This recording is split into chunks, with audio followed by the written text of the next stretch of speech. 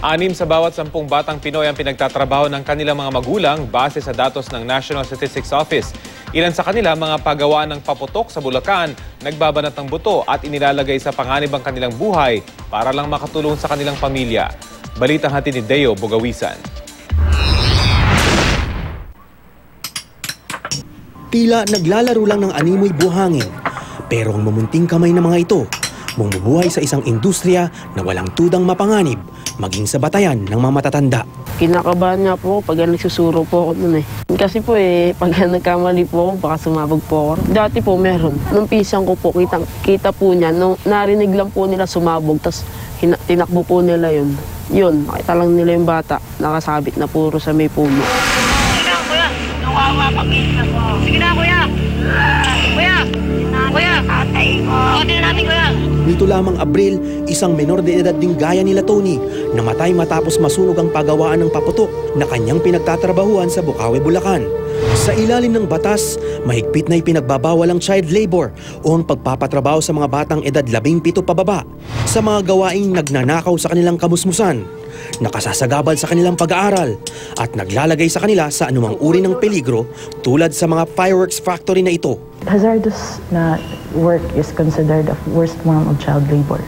Maliban sa banta ng sunog at pagsabog, banta rin sa kalusugan ng mga kemikal na sangkap sa paggawa ng pulbura na araw-araw hinahawakan ng mga bata. Ang nakababatang kapatid nga ni Tony, madalas daw nangihina. Yung ulo niya, palagi sumasakit, lagi siya nagsusuka. Yung pala may migraine siya, sabi ng doktor. Siyempre may mga oxidizing agents dyan, like yung mga potassium nitrate. Pwede silang mamutla dahil ang maapektuhan yung dugo nila, even the liver. Ayon sa International Labour Organization o ILO, iniinda ang problema ng child labor sa maraming bansa.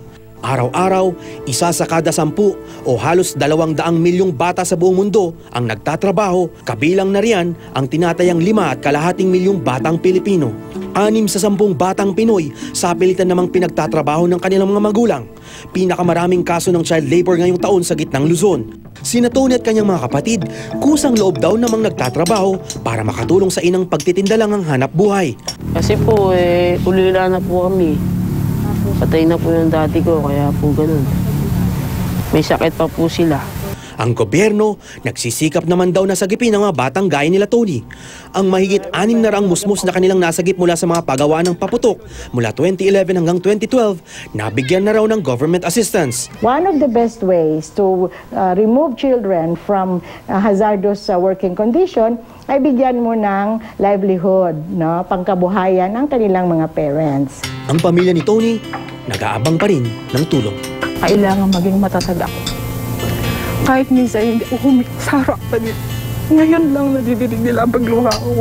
Hiling ko lang talaga na magkaroon ng pasimulang panghanap buhay. Dave Bugawisan, GMA News.